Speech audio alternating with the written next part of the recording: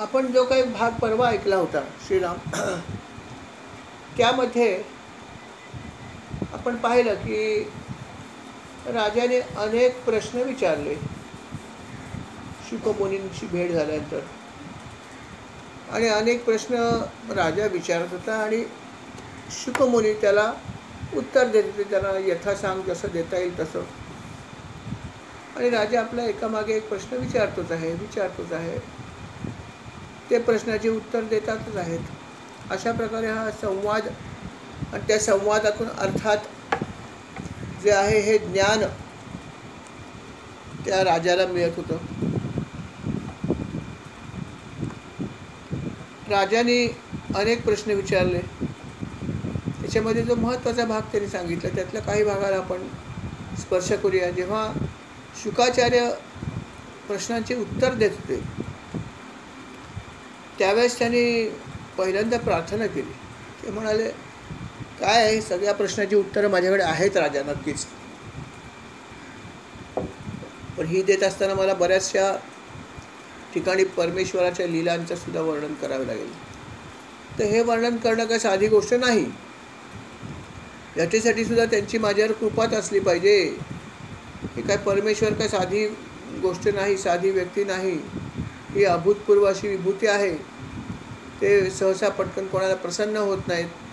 आणि यांच्या लीला खूपच चिंतनीय आहेत, स्पृहणीय आहेत.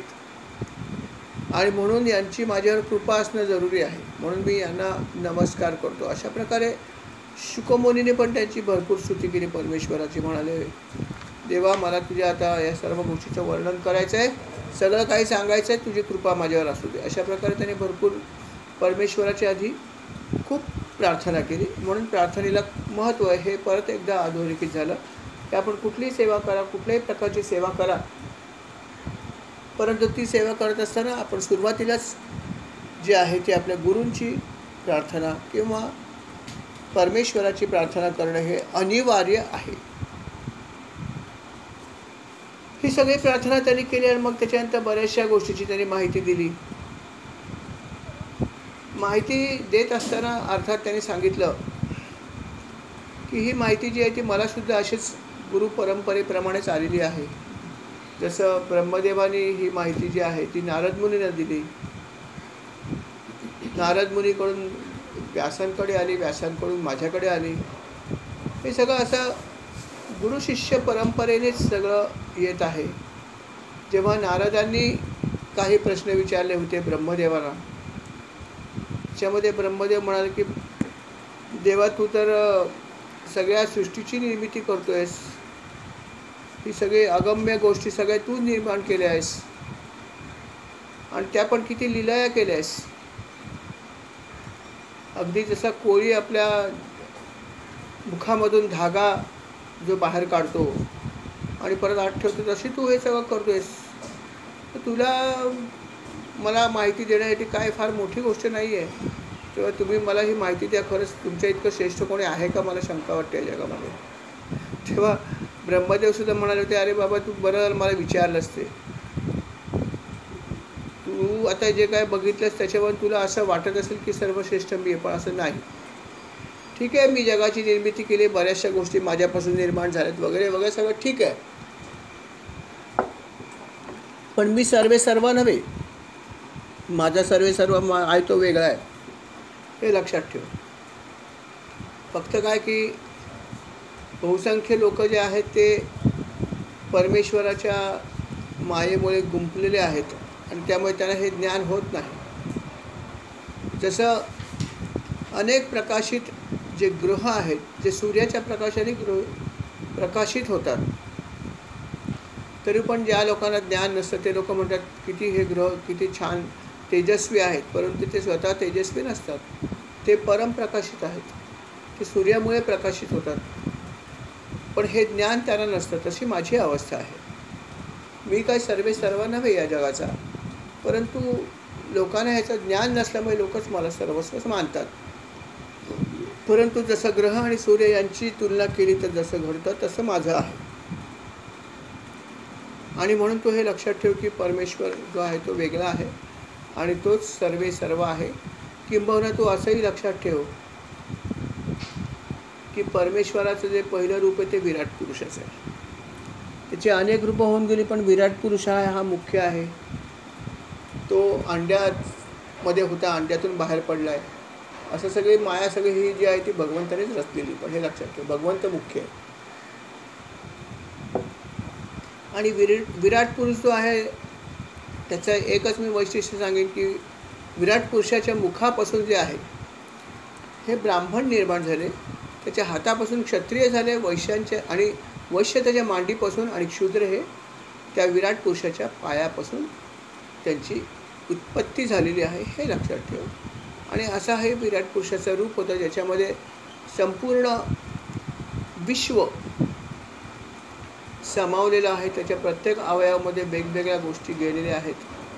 त्याच्या वेगवेगळ्या स्थानावर वेगवेगळ्या गोष्टी आहेत. त्याचं खूप मोठं वर्णन आपण ऐकलेलंच आहे, त्यामुळे त्याच्यात काही जास्त सांगायची गरज नाही आहे.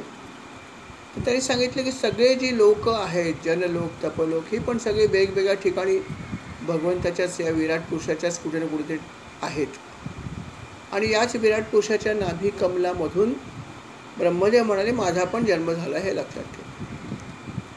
मीही तिथूनच आलेलो आहे आणि तिथून सगळं पुढे घडलेलं आहे, तेव्हा मी मूळ नाही, हे लक्षात ठेव. हां, पण एक माझं वैशिष्ट्य हे आहे की माझी वाणी कधी असत्य होत नाही. अर्थात हे का होत नाही याचं महत्त्वाचं कारण हे की मी भगवंताच्या स्मरणामध्ये नेहमी मग्न असतो, आणि म्हणून माझी वाणी कधीही असत्य होत नाही. म्हणजेच त्याचा दुसरा अर्थ असा आहे की जर भगवंताच्या स्मरणात आपण असलो तर आपण असत्य कदाही बोलणार नाही. वाणी सत्य राहील, म्हणजे सत्यच आपण बोलत राहू.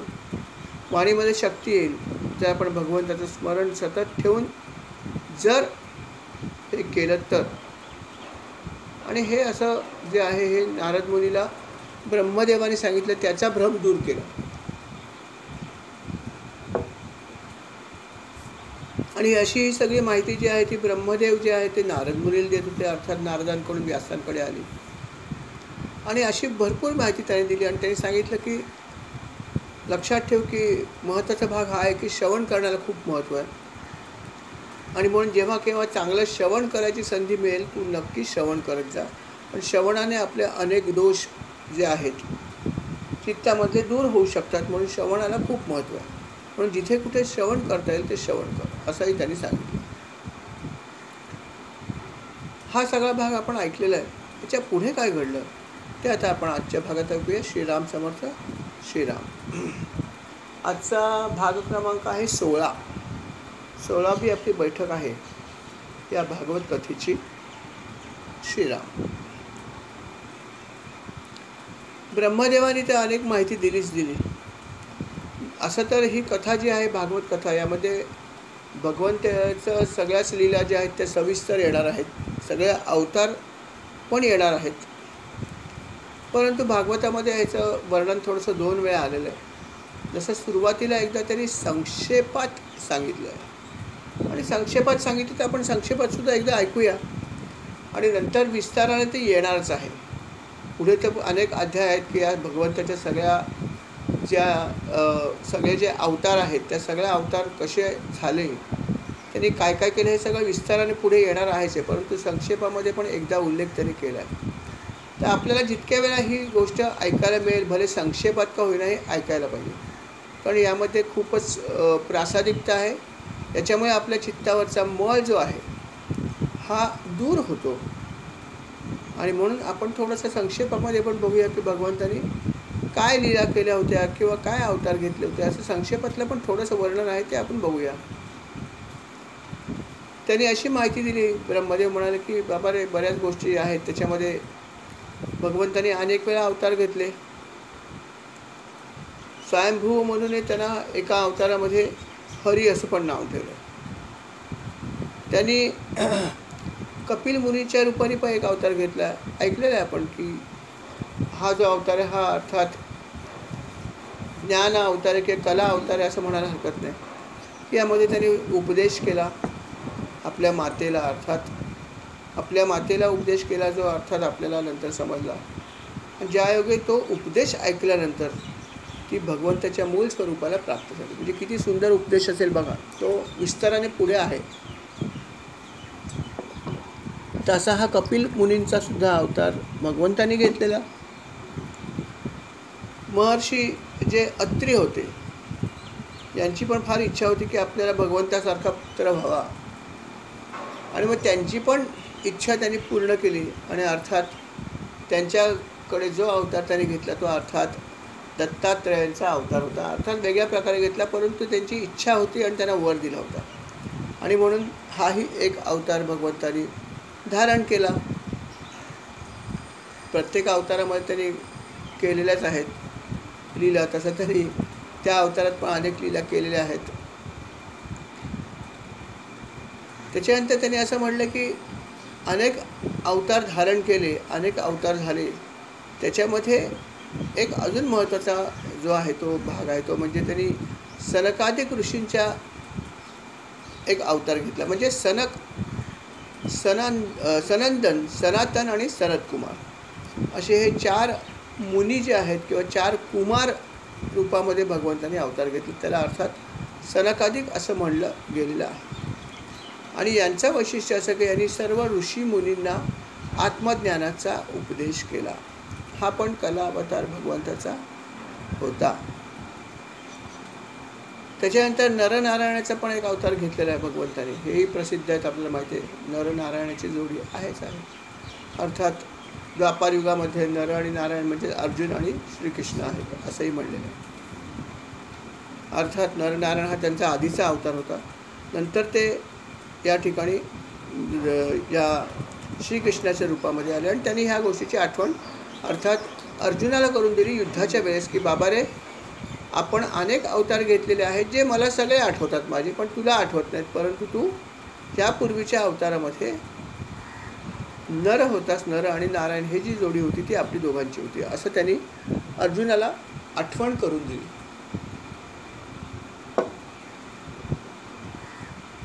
अशा प्रकारे त्याने भरपूर अवतार घेतलेले आहेत. इंद्राने बऱ्याच अवतारामध्ये भगवंताला विचलित करण्याचा प्रयत्न केलेला आहे. शिवांची तर त्यांनी हे तोडलेलीच आहे एकदा तपश्चर्या. आणि अर्थात शिवशंकरांना राग आल्यावर त्यांनी अप्सरेला भस्मही करून टाकलं आहे, ही कथा आहे. अर्थात त्यांचा क्रोध हा जो आहे हा संपूर्ण विश्व जे आहे ते जाळण्या एवढी शक्ती भगवान शंकरांच्या क्रोधामध्ये आहे किंवा तृतीय नेत्रामध्ये आहे. परंतु हे जे नारायण अवतार आहेत याच्यावरती कुठल्याच विषयाचा पगडा नाही. काम त्याच्यावर काम करू शकत नाही, क्रोध त्याच्या शरीरात येऊ शकत नाही, तो कापतो. इतका ह्या नारायण जे आहे हा अवतार हा इतका महान आहे असं भागवतामध्ये म्हणलेलं आहे. आणि नारायण तसे खूप प्रेमळपण आहेत. त्याने हे म्हटलं की त्यांना कोणाचं दुःखसुद्धा बघवत नाही. आणि मग जर त्यांना असं वाटलं तर ते कोणाला काहीही देतात प्रसन्न झाल्यावर. प्रसन्न होत नाहीत हा महत्त्वाचा भाग आहे. हे होणं कठीण आहे. परंतु ध्रुव माळावर ते त्या मानाने खूप लवकर प्रसन्न झाले. पण तरी लहानपणीच अतिशय प्रचंड अशी तपश्चर्या केली. त्याचं वर्णन पुढे येणारच आहे की कशा प्रकारे तपश्चर्या केली बघा, किती सुंदर केली बघा तुम्ही नंतर.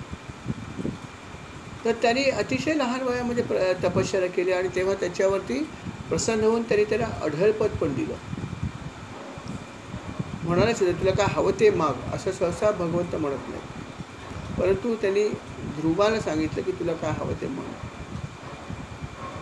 त्याच्यानंतर तो अवतार झाल्यानंतर भगवंतानी अजून एक अवतार धारण केला, पण तो फार वेगळ्या प्रकारे केला. त्यांनी पृथ्वीराजाच्या रूपाने सुद्धा एक अवतार घेतलेला आहे. आणि अर्थात त्याचे जे वडील होते पृथ्वीचे त्यांच्या शरीराचं मंथन जेव्हा केलं वेन राजाचं, जो अतिशय माजला होता. ही पण कथा पुढे येणार आहे, परंतु सगळ्या गोष्टी संक्षेपाने घेतलेल्या आहेत म्हणून संक्षेपात मी सांगतोय. त्यामुळे संक्षेपातच आपण ऐकायचं आहे आज.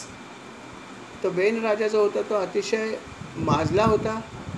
आणि हा वेन राजा आहे त्याचा वध जो आहे हा तिथल्या ऋषींच्या मुळे झाला. त्यांच्या तपोबलामुळे त्याला मृत्यू आला. मृत्यू आल्यावरती त्याला पुत्र नव्हता आणि त्यामुळे प्रजेचं जे आहे पालन करण्यासाठी त्याच्या शरीराचं जेव्हा ऋषींनी मंथन केलं, त्यातून जो पुरुष बाहेर आला तो म्हणजे पृथ्वीराजा. हा सुद्धा भगवंताचा अवतार होता. आणि असे त्याने अनेक अवतार घेतले. भगवंताने राजा जो नभा होता त्याची पत्नी होती सुदैवी. तिच्या ठिकाणी सुद्धा एक अवतार घेतला ऋषभदेव नावाचा. याची पण कथा पुढे येईल, ते आपण ऐकू नंतर. आणि हा खूपच अत्यंत असा वेगळ्या प्रकारचा अवतार होता. आणि त्या अवतारामध्ये त्यांची जी अवस्था होती त्याला अवधूत चर्या असं म्हणतात. अशा प्रकारची त्यांची देह जो आहे तो होता, अवधूत अवस्था होता. आणि त्यात पण त्याने अनेक काही गोष्टी केल्या. त्याची कथा अर्थात पुढे येणार आहे यथावकाश. भगवंताच्या अवतारामध्ये हयग्रीवाचा सुद्धा एक अवतार आहे. अर्थात मुख जे आहे ते घोड्याचं होतं आणि शरीर जे आहे ते मनुष्याचं होतं. हाही अवतार त्याने एक धारण केला होता. त्याचप्रमाणे भगवंतांनी जो सुरुवातीचा अवतार घेतला होता त्यामध्ये अर्थात मत्स्य अवतार आहे. आणि मत्स्य अवतार सुद्धा घेतल्यावर ते सुद्धा अनेक लोकांना जे आहे ते या प्रलयापासून त्यांनी आश्रय दिला किंवा त्यांनी संरक्षण केलं होतं प्रलयातून अनेक लोकांचं. आणि त्या ऋषी जे होते त्या ऋषींकडे वेदसुद्धा होते, त्यांचंसुद्धा रक्षण त्यांनी मत्स्य अवतारामध्ये केलेलं आहे. त्याच्यानंतर जेव्हा अमृत मंथन किंवा आपण म्हणतो की अमृत मिळवण्यासाठी जे सागर मंथन केलं, अर्थात क्षीरसागराचं मंथन जेव्हा केलं तेव्हा भगवंतांनी काही अवतार धारण केले होते. ज्यामध्ये कासवाचा अवतार हा एक महत्त्वाचा अवतार त्यांनी धारण केला. आणि त्या अवतारामुळे त्यांनी मंदार पर्वताला धारण केलं.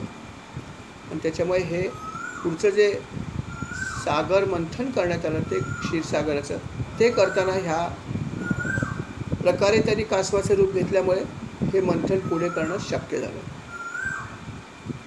भगवंतांनी जी अवतार धारण केले त्याच्यामध्ये सर्वात अतिशय असं म्हणता येईल की भयानक रूप धारण केलं होतं आणि ते म्हणजे नृसिंह अवतार. नृसिंह अवतार हा सर्वात त्याचा जो अवतार आहे तो पण ते दैवतसुद्धा खूप अतिशय उग्र असं मानलं जातं की जाज्वल्य दैवत आहे. आणि हा अवतारसुद्धा अर्थात त्यांनी धारण केला होता. आपण आत्ताच म्हटलं की भगवंताला राग सहसा येत नाही, परंतु या अवतारामध्ये भगवंताला प्रचंड राग आला होता. हे वैशिष्ट्य, त्याला प्रचंड राग आला होता आणि अत्यंत क्रोधाने त्याने हा अवतार धारण केला. आणि म्हणून तो अवतार भयानक होता. रूप तर त्याचं भयानक होतच होतं, परंतु त्याचा राग इतका होता की त्यावेळेस प्रत्यक्ष देवसुद्धा जवळ जायला कापत होते, इतकं त्याला राग आला होता भयंकर. आणि इतकं भयानक असं रूप होतं, कारण अर्थात रूप भयानक होतं आणि हिरण्यकश्यपूचा वध पण केला होता. त्यामुळे सर्व रक्त त्याच्या मुखाला आणि सर्व रक्त त्याच्या शरीराला लागलं होतं आणि त्यामुळे अतिशय भयानक असं रूप त्याच्यावर दिसत होतं. आणि अशा ह्या महाभयंकर रूपाला अर्थात फक्त आणि फक्त एकच व्यक्ती होती की जी घाबरली नाही, आणि तो म्हणजे अर्थात प्रल्हाद. प्रल्हाद मात्र अजिबात घाबरला नाही, कारण त्याचा भगवंतावर खूप विश्वास होता. तो म्हणला हे सुद्धा भगवंत आहेत ज्यांनी माझं रक्षण केलं, मला त्यांची कशाला भीती वाटेल, त्यांचं वररूप काही असो. आणि म्हणून तो एक असा होता की ज्यांनी भगवंताकडे बघून प्रेमाने तो हसला त्यावेळेससुद्धा. बाकी सगळे चळचळा कापत होते, जवळ कोणी यायला तयार नव्हते, अशी परिस्थिती होती. परंतु एकच प्रल्हाद होता, म्हणजे त्यांनी चराचरामध्ये विश्वामध्ये परमेश्वराला बघितलं होतं, म्हणून त्याला भीती वाटली नाही. प्रल्हादाला अनेक प्रकारे छळ केला, प्रल्हादाचा अनेक प्रकारे मारण्याचा प्रयत्न केला. नाग सापांच्या खोलीत सोडलं, तेव्हा सुद्धा तो म्हणाला हे नाग साप नाही, हे तर परमेश्वरच आहे. त्यांना सुद्धा हातात घेतलं त्याने उचलून, कारण त्याला सगळ्या ठिकाणी जे आहे ते परमेश्वर दिसत होता. परमेश्वर त्याला जळीस्थळी काष्टी पाषाणी दिसल्यामुळे जर त्याला असं दिसत होतं आधीपासून, तर नरसिंह जेव्हा त्याने रूप प्रगट केलं तेव्हा त्याला भीती कशाला वाटेल. तो म्हणला हा पण परमेश्वरच आहे. त्यामुळे त्याला भीती कधी वाटलीच नाही. हे त्याचं वैशिष्ट्य होतं. आणि अशा प्रकारे भगवंताने हा एक अतिशय महत्त्वाचा अवतार धारण केला आणि हिरण्यकश्यपूचा वध केला होता. नंतर अवतार तर त्याचे बरेचसे झाले, परंतु काही काही लीला पण त्यांनी केले. त्याचंसुद्धा वर्णन पुढे सविस्तर येणार आहे. पण संक्षेपामध्ये अजून एक गोष्टीचं त्यांनी वर्णन केलं की भगवंताने अवतार धारण नाही केला, परंतु प्रगट झाला होता एकदा. आणि तो म्हणजे जेव्हा गजेंद्राला नकराने पकडलं होतं आणि त्याचा पाय जेव्हा सोडला त्या गजेंद्राचा, त्या हत्तीचा, तेव्हा गजेंद्र त्याच्याशी लढला. आणि जेव्हा त्याला लक्षात आलं की आता माझं काही खरं नाही आहे, हे युद्ध मी हारणार आहे, त्यावेळेस गजेंद्राने जेव्हा भगवंताचा धावा केला, त्यावेळेस भगवंतानी अर्थात अवतार धारण न करता तो आपल्या मूळ रूपामध्ये तिथे प्रगट झाला. अर्थात चतुर्भुज रूप त्यांनी प्रगट केलं भगवंतानी. आणि त्या नकराला जे आहे ते त्याचा वध केला. येस, गरुडावर बैसोनी माझा कैवारी आला. बरोबर सांगितलं प्रियाने. गरुडावर बसून तो आला आणि अर्थात चक्र त्यांनी जे आहे ते सोडलं नकरावर, नकराचा वध केला आणि गजेंद्राचा त्यांनी सुटका केली. असंही एक त्यांनी लीलाच केलेली आहे अवतार ग्रहण न करता. पण ही लीला खूप सुंदर आहे. याचं सविस्तर वर्णन पुढे येणार आहे. ती ऐकायला आपल्याला नक्कीच मजा येईल. पण ती खूप सुंदर कथा आहे आणि त्याच्यामध्ये खूप सुंदर बोध आहे. जसं आपण म्हणतो की ईसापनीती किंवा अशा काही कथा असतात. पूर्वी अशी पुस्तकं मिळायची, आता माहीत नाही मला काय कोण वाचतं ते. आपल्या काळी असं होतं लहानपणी की चांगली चांगली पुस्तकं होती, त्यातून बोध घ्यायचा असायचा. तसं या सगळ्या गोष्टीमध्ये किंवा ही जी कथा आहे भगवंताची विशेषतः, त्या कथेमध्ये खूप सुंदर उपदेश पण आहे की गजेंद्राचा कशा प्रकारे गर्व त्याला झाला होता आणि काय घडलं आणि काय काय झालं. अतिशय सुंदर अशी कथा आहे. आपण हे ऐकूच पुढे महाराजांच्या कृपेने. सविस्तर येईल पुढे ती. परंतु संक्षेपामध्ये त्यांनी असं म्हणलं आहे की भगवंतांनी अवतार ग्रहण न करता गजेंद्राला दर्शन देऊन त्याची सुटका केली.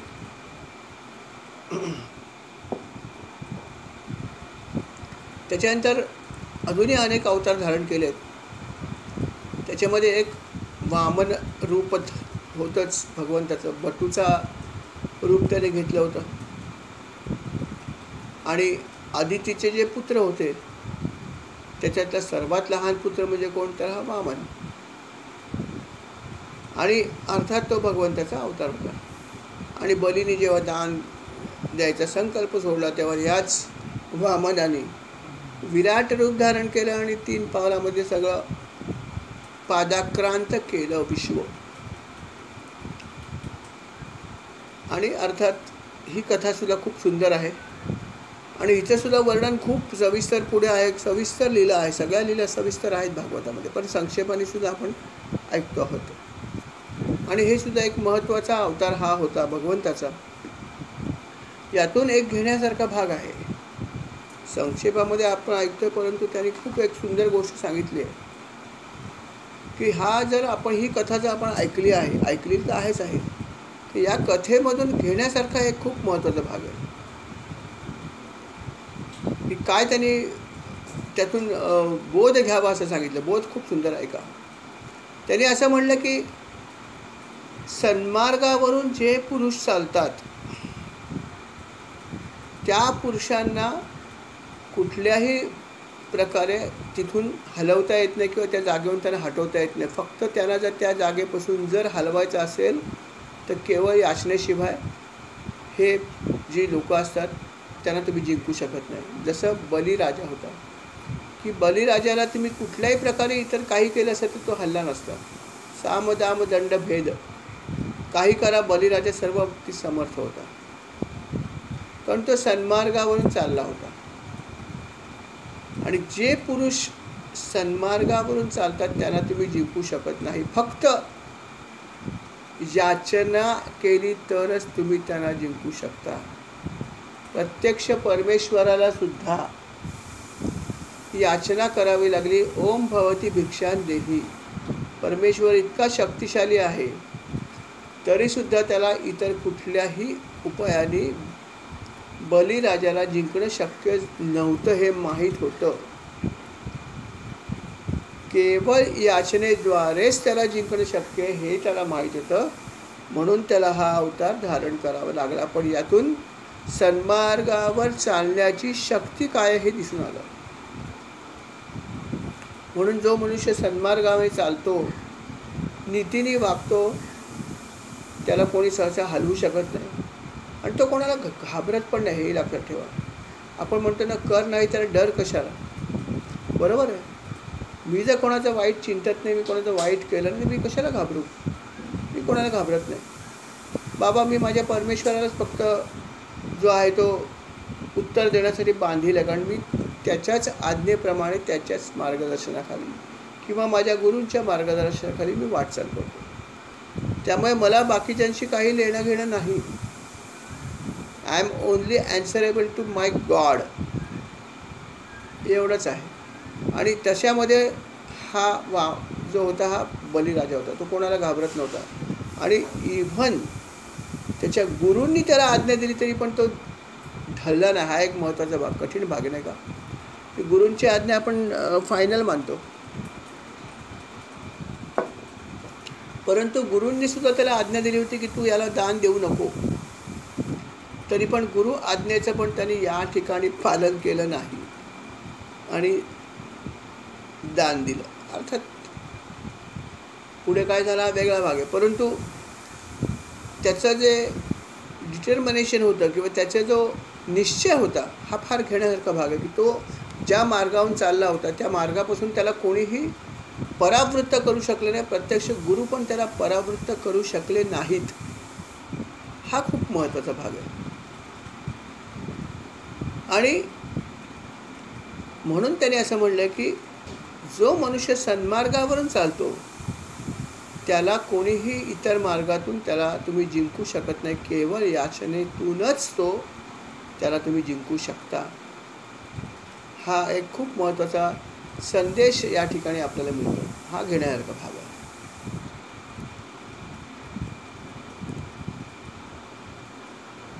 नारद मुनीला ब्रह्मदेवाने अनेक गोष्टी सांगितल्या होत्या. ते म्हणाले होते की तुला सुद्धा उपदेश केलेला आहेच आहे भगवंताने. हंस रूपाने, हंसाचाही एक अवतार आहे, कला अवतार. यात सुद्धा त्यांनी भगवंतांनी उपदेश करण्यासाठीचा अवतार घेतला होता. आणि अर्थात फक्त ठराविक लोकांना त्यांनी उपदेश केला, सर्व लोकांसाठी नव्हता. पण त्यात त्यांनी नारदांना उपदेश केला आहे. आणि ते म्हणाले तुला किती सुंदर आणि किती कामाचा उपदेश भगवंतांनी केला आहे.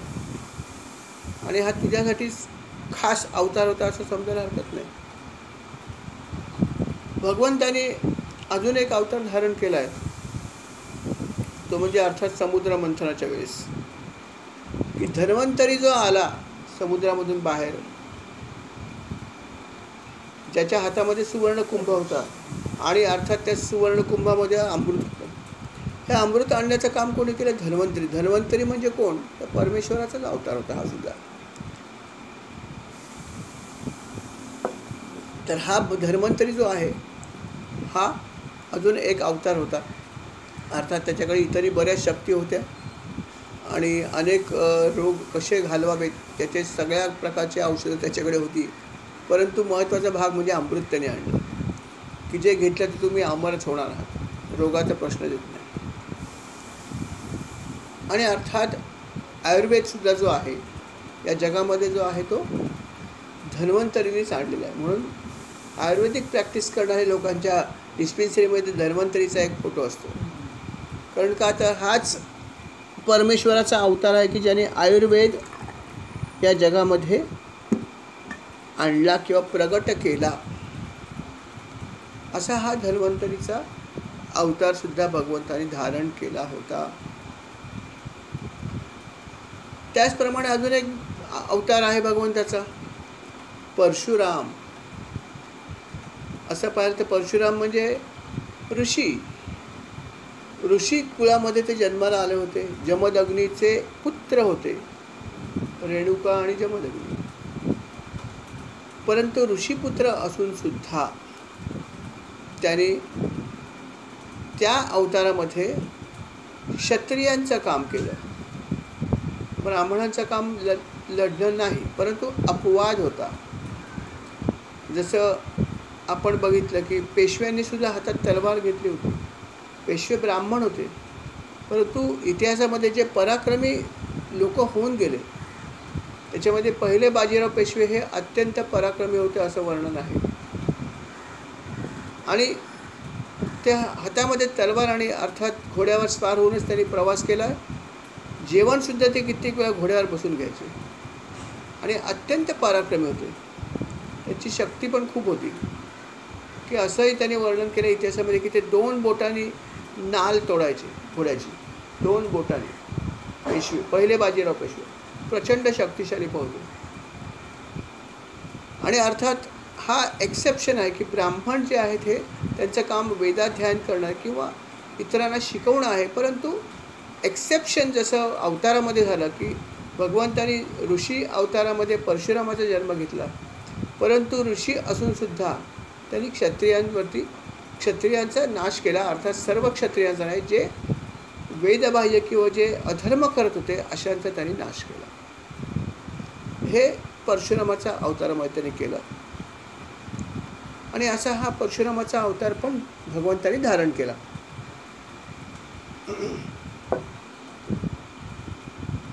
त्याच्या मागोमाग त्याने अवतार धारण केला असेल तो श्रीराम. भगवंताचा श्रीराम अवतार जो आहे तो सुद्धा त्यांनी धारण केला होता इक्ष्वाकू वंशामध्ये. आणि हा अवतार तर जगप्रसिद्धच आहे आणि या अवतारापासून अनेक गोष्टी शिकायला आपल्याला मिळालेल्या आहेत. त्याचाही अवतारचं वर्णन पुढे आहे. खूप विस्तार नाही आहे परंतु आहे, कारण श्रीरामाच्या अवताराचं जर विस्ताराने वर्णन करायला गेलं तर भागवतसुद्धा ग्रंथ पुरणार नाही. अजून एक भागवत लिहावं लागेल. म्हणून बाकी बरेचसे अवतार त्यांनी विस्ताराने सांगितले आहेत, पण श्रीरामाचा जो अवतार आहे त्याच्याविषयी त्यांनी तितकं विस्ताराने सांगितलेलं नाही आहे, कारण जागा पुरणार नाही कदाचित, इतका तो मोठा अवतार आहे.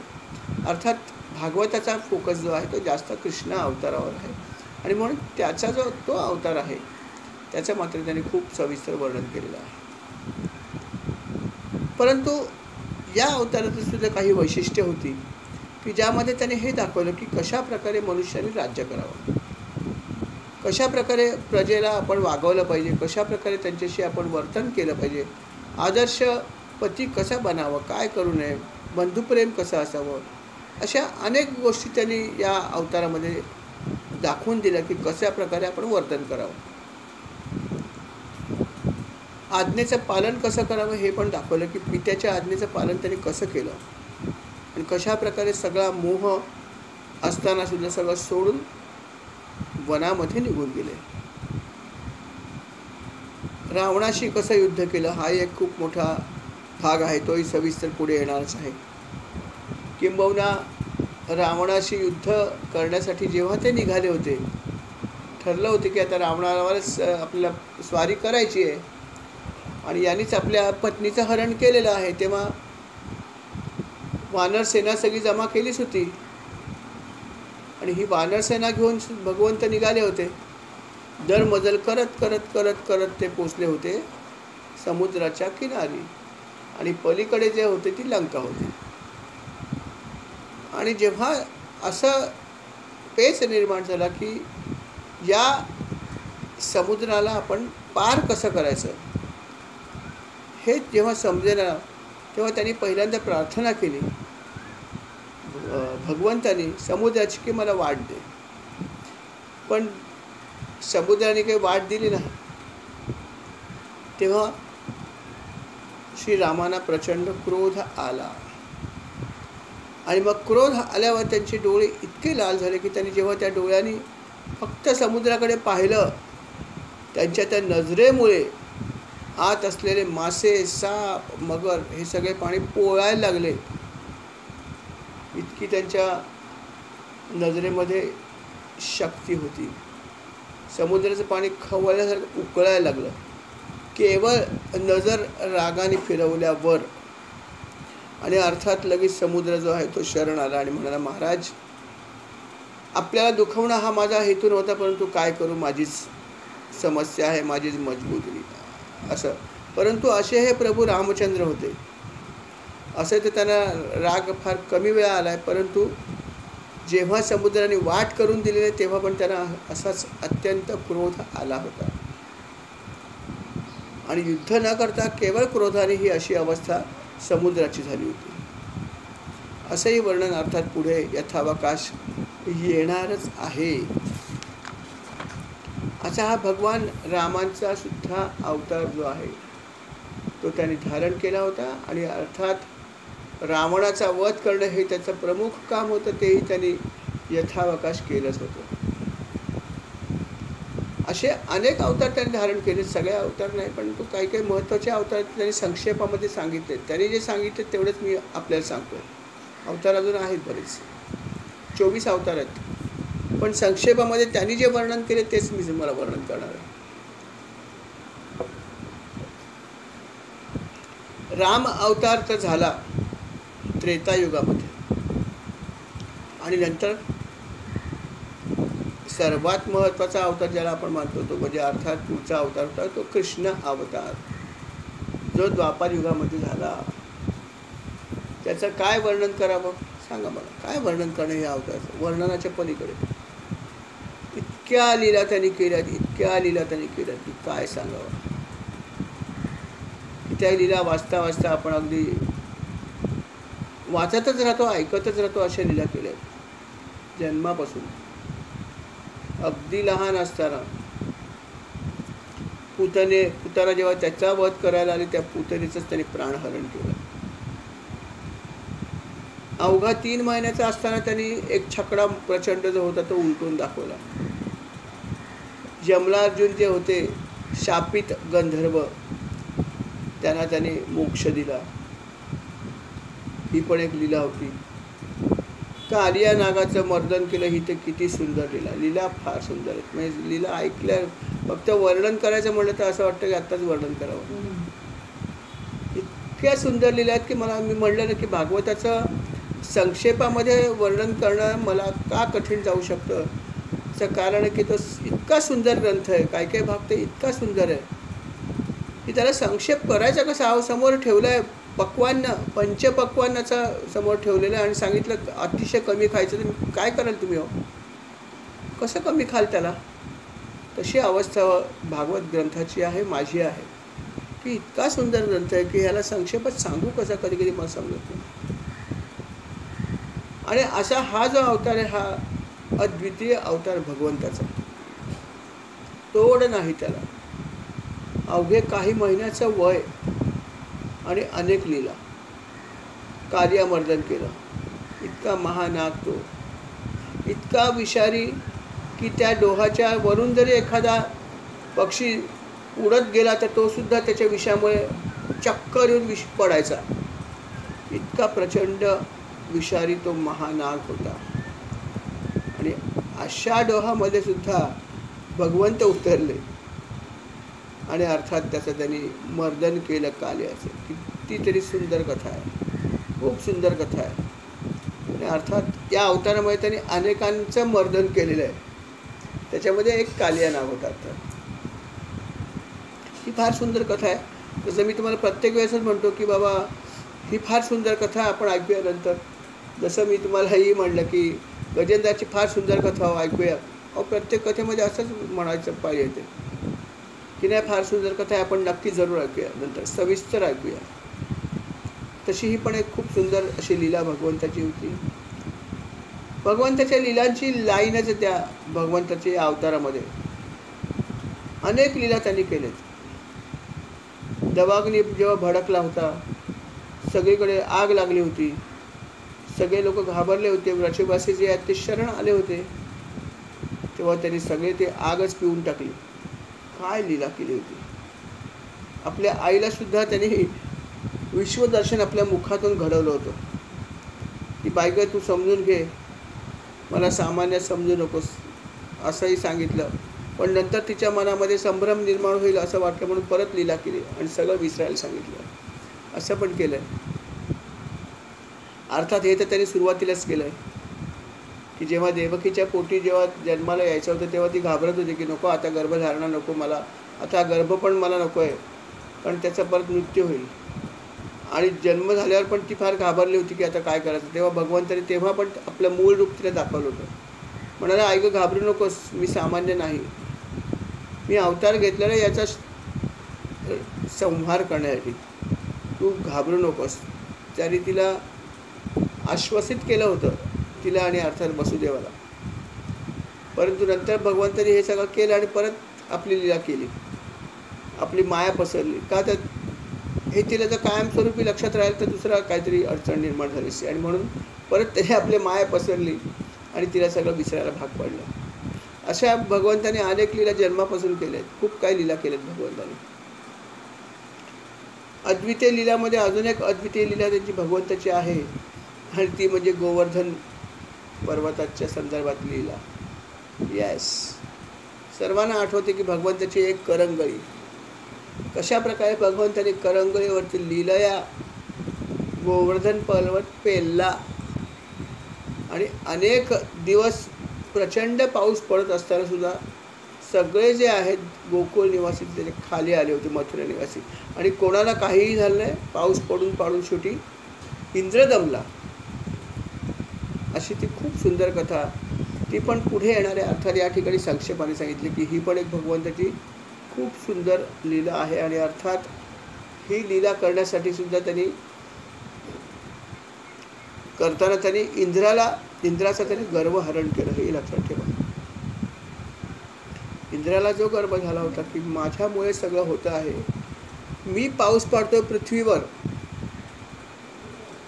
म्हणून पृथ्वीवर सगळं आहे, परंतु ही मीपणाची भावना घालवण्यासाठीच भगवंतानी ही लीला केली आणि सर्वांचं रक्षण केलं. गोवर्धन पर्वत हातात घेऊन आणि इंद्राचा गर्वहरण केलं. अशी ही एक सुंदर लीला पुढे अर्थात येणार आहेच आहे. अनेक राक्षसांचा पण त्यांनी वध केला. कितीतरी राक्षस आले, वेगवेगळ्या प्रकारचे रूप घेऊन. प्रलंबासूर आला, त्यांनी वेगळं रूप घेतलं. धेनुकासूर आला, त्यांनी वेगळं रूप घेतलं. बकासूर आला, केशी आला, अरिष्टासूर आला. अनेक राक्षस लहानपणीच त्याचा वध करायसाठी, सगळ्यांचा वध त्यांनी केला.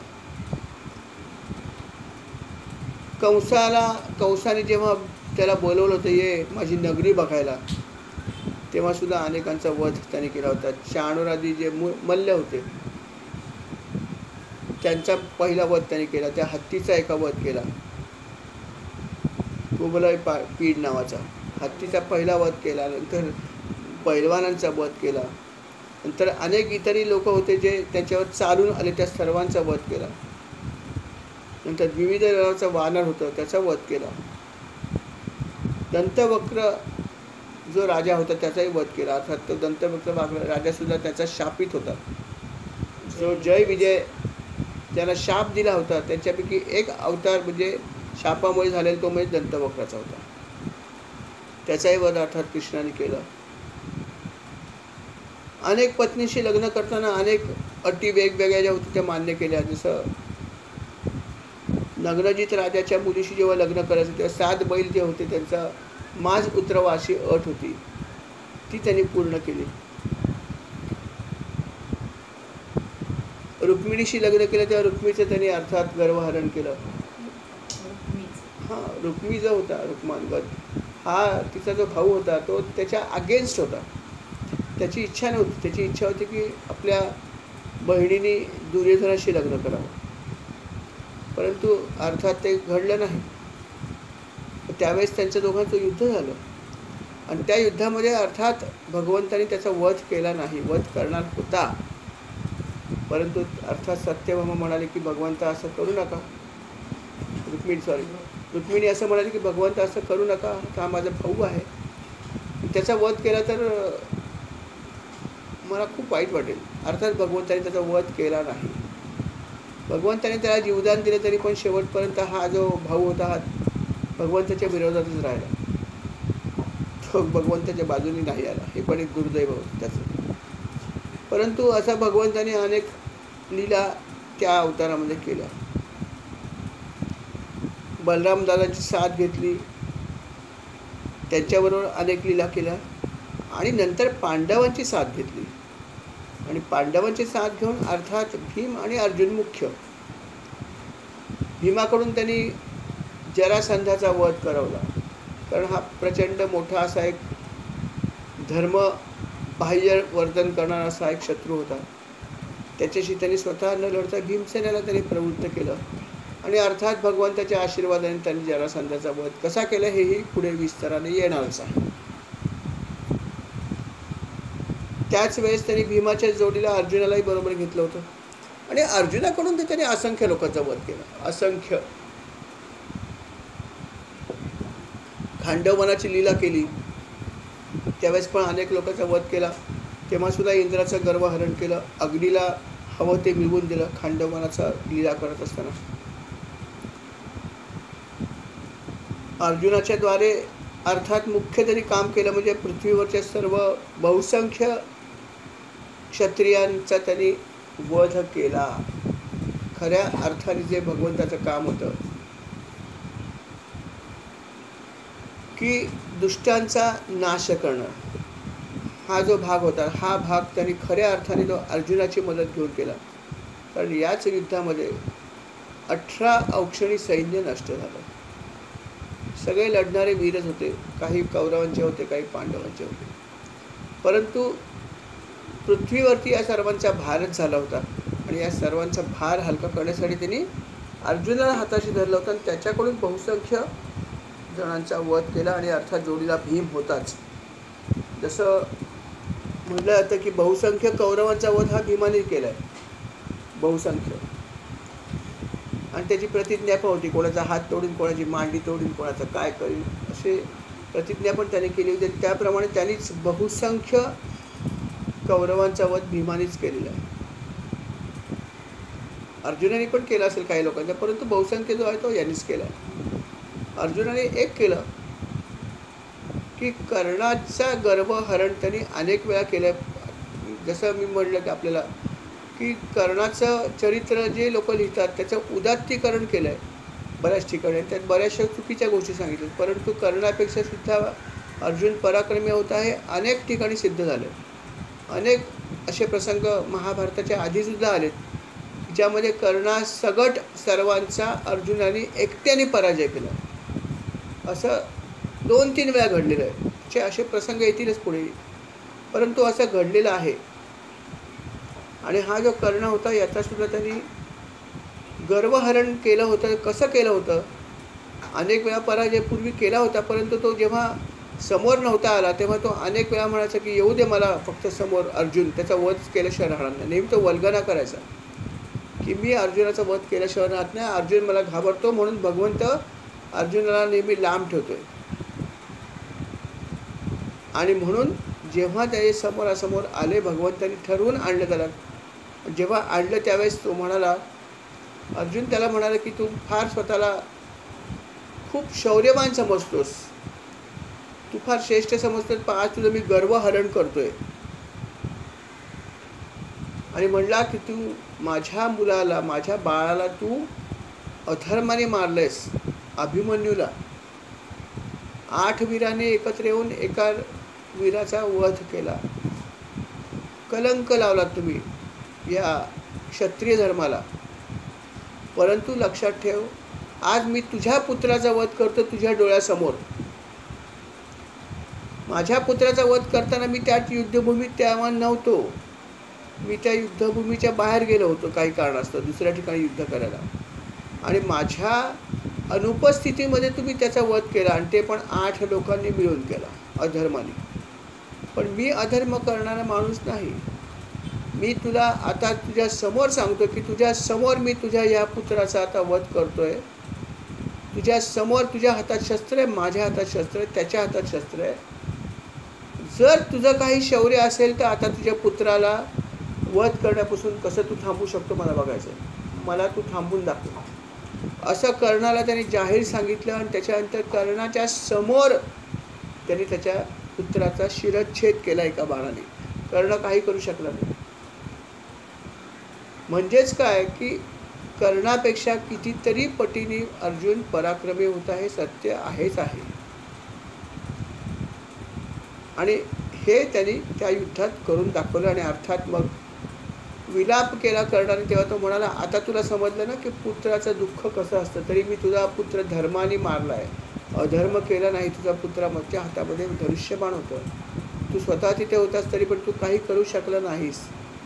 माझा पुत्र तर बिचारा, त्याच्या हातात कुठलं शस्त्र नव्हतं, तो निशस्त्र होता. त्याच्याकडे कुठलं वाहन नव्हतं, तो जमिनीवर होता, तो जखमी होता. आणि तुम्ही त्याच्यावरती 8 वीरांनी, महावीरांनी मिळून वार केलेत.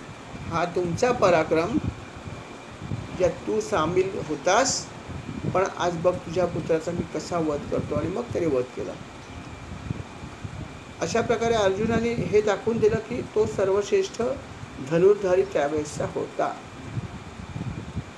अर्थात हे सगळं घडवण्याच्या मागे भयंकर सगळं जे काय घडलं हे भगवंतानीच घडवलेलं आहे. करते करविते श्रीकृष्ण, त्यांनीच सगळी लीला केलेली आहे. अशा प्रकारे भगवंतानी ह्या रूपामध्ये खूप लीला केल्या आणि अनेक गोष्टी त्यांनी केल्या त्या ठिकाणी. भगवंत जोपर्यंत होते तोपर्यंत सगळं ठीकच चाललं होतं. आणि भगवंत जेव्हा त्याचा अवतार समाप्त करणार होते त्याच्यानंतर सगळं अघटित घडणार होतं. बरोबर आहे. आणि भगवंताने अर्थात त्यांचा अवतार यथावकाश समाप्त केला पण आहे. आणि नंतर हे घनघोर कलियुग सुद्धा निर्माण झालेलंच आहे.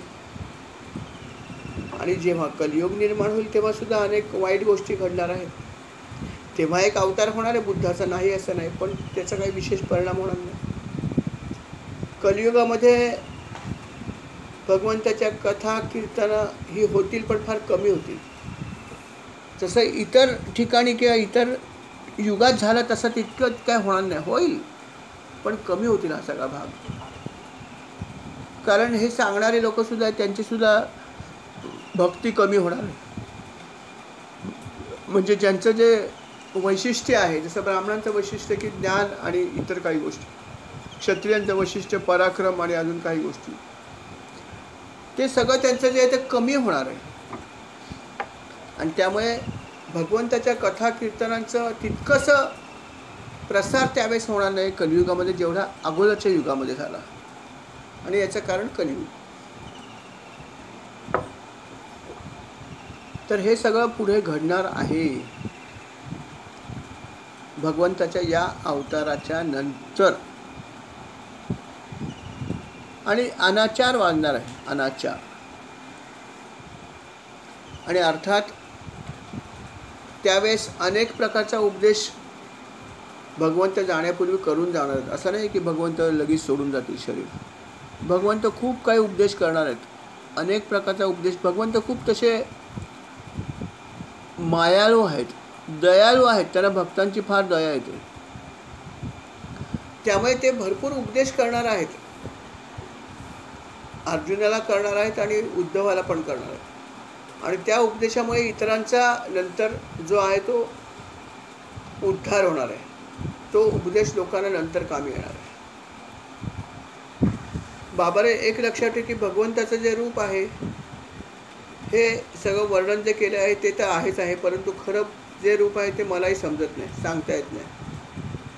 असं भगवंताचं मूळ रूप आहे की त्याचं वर्णन करण्यासाठी मी स्वतःसुद्धा समर्थ नाही आहे. असं भगवंताचं रूप आहे. परंतु त्याच्या लीलांचं वर्णन मात्र मी करू शकतो. आणि आपण पण तेच ऐकावं, त्यातून सुद्धा आपल्याला बऱ्याच प्रकारचं फळ मिळतो.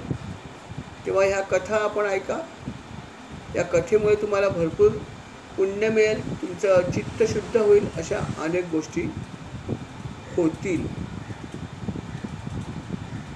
आणि अर्थात हे लक्षात ठेवा की हे आपण जितकं जास्त कराल तितकं चांगलं आहे. कारण आपलं चित्त जे आहे ते अधूनमधून किंवा किंबहुना दररोजच गढूळप होत असतं.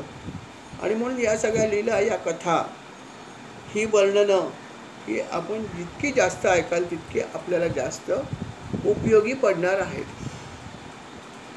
म्हणून हे आपण ऐकावं असं ब्रह्मदेवाने नारदाने सांगितलं आणि नारदाने अर्थात इतरांना सांगितलं. आणि नारदाने हे काम मात्र खूप चांगलं केलं. नारदाने जे काही ब्रह्मदेवाकडून ऐकलं ते त्यांनी सर्व पृथ्वीवर जाऊन सांगितलं. अनेक लोकांना सांगितलं. व्यासांना मुख्य म्हणजे सांगितलं. पण त्याला माहिती होतं की व्यासमुनीच पुढे हा सगळा भाग नेणार आहेत. म्हणून व्यासांना पण त्यांनी याचं सुंदर असं विवेचन करून सांगितलं होतं. आणि त्याचा उपयोग अर्थात व्यासमुनीने खूप चांगला केला. परंतु हे सगळं नारदांनी केलं आणि नारदांनी त्याच्या प्रत्येक वेळेस जेव्हा जे जे युग होतं त्या सगळ्या युगामध्ये नारद मुनींनी खूप सुंदर काम केलेलं. भगवंताचं म्हणजे त्यांनी असं म्हणायला हरकत नाही की तुम्ही तो आजच्या आपल्या भाषेमध्ये की पॉईंट जो आहे तो सगळ्या ठिकाणी नारद मुनीच आहे. की जसं भगवंताचे अवतार झाले, कृष्ण अवतारामध्ये अनेक पुत्र झाले, त्यांचा वध झाला आणि नंतर शेवटी भगवंताने जन्म घेतला, तर हे सगळं सुद्धा करण्यामागे नारद मुनीच होते ना. नाही तर पहिला जेव्हा मुलगा झाला तेव्हा कंस म्हणाला, कंसाने काही केलं नव्हतं, मारणार पण नव्हता तो म्हणला कशाला मारू याला. पण जाऊन कळ कोणी लावली, नारद मुनींनी. म्हणजे अरे काय करतोस तू हे. नाही म्हणे मुनीवर ह्याच्याशी माझा काही वैर नाही आहे, हा माझ्या बहिणीचा मुलगा आहे आणि सख्या, मी कशाला याला हे करू. माझा वैरी 8वा येणार आहे, 8व्या जन्मात. 8वा 9वा जे काय असेल बघीन मी, नंतर बघीन काय करेल, आत्ता कशाला मी करू.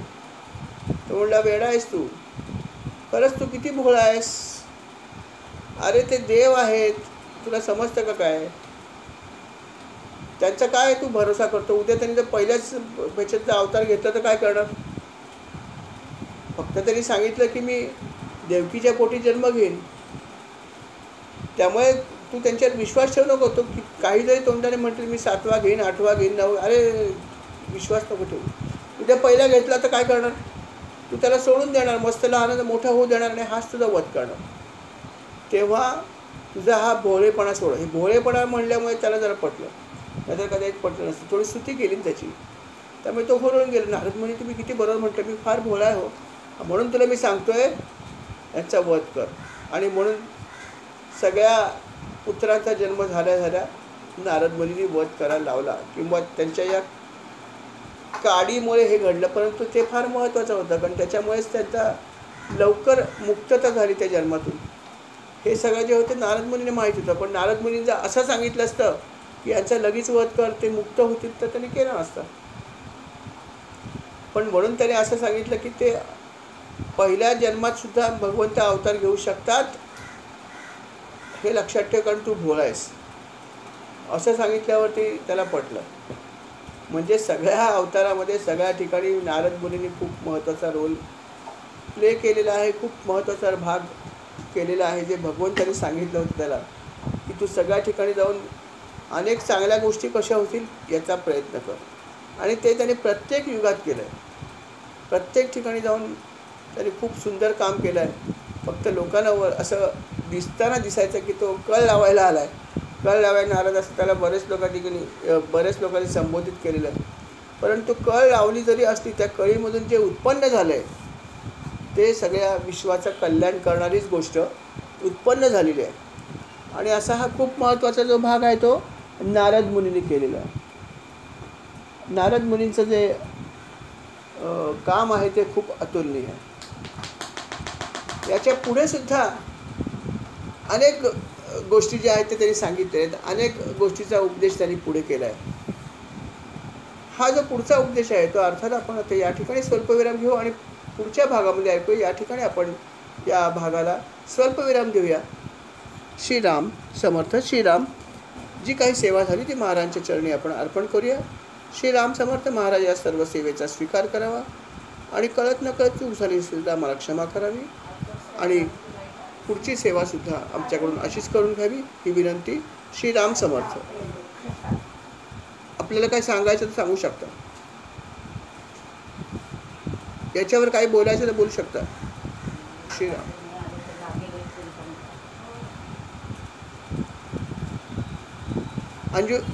अंजू तुझा माईक चालू आहे, जरा माईक बंद कर. हां श्रीराम. हां बोला. कोणाला अजून काही ॲडिशन करायचं करू शकता. श्रीराम.